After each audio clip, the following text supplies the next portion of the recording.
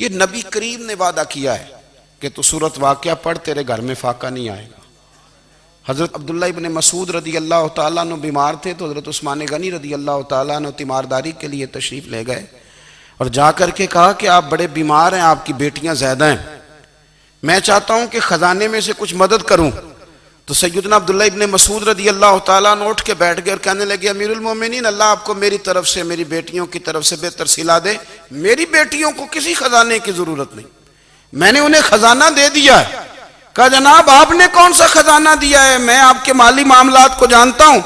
تو فرمانے لگے امیر المومنین، میرے نبی کریم نے فرمایا ہے جو سورت واقعہ پڑھے اسے کبھی فاقہ نہیں آتا، میں نے بیٹیوں کو یاد کرا دی ہے، یہ خزانہ میں نے انہیں دے دیا ہے۔ وہ سارے والدین سنیں جو بیٹیوں کے لیے پریشان رہتے ہیں۔ حضرت عبداللہ ابن مسعود نصیحت کر رہے ہیں، فرمانے لگے میں نے سورت واقعہ یاد بھی کرا دی ہے، پڑھنے کی عادت بھی ڈال دی ہے۔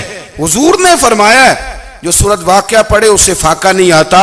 کہنے لگے چاند تو اپنی جگہ چھوڑ سکتا ہے، سورج گر سکتا ہے، تارے ٹوٹ سکتے ہیں، پر مدینے والے رسول کی بات غلط نہیں ہو سکتی۔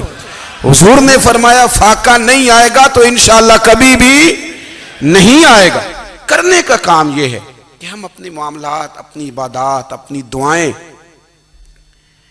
کبھی 10 منٹ عادت ہو جائے نا دعا مانگنے کی علیحدہ سے رات کو۔ حضور نے فرمایا جو فرض نماز کے بعد دعا مانگے اللہ اس کی قبول کر لیتا ہے۔ نبی پاک صلی اللہ تعالیٰ علیہ وسلم نے فرمایا اللہ مسافر کی دعا قبول فرماتا ہے۔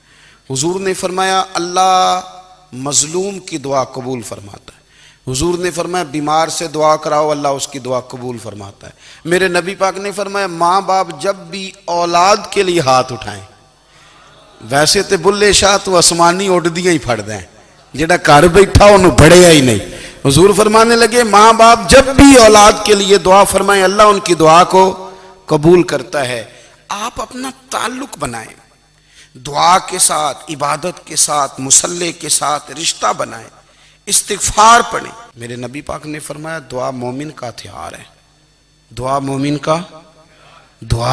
کا۔ حضور نے فرمایا تقدیر کو سوائے دعا کے کوئی چیز نہیں بدل سکتی۔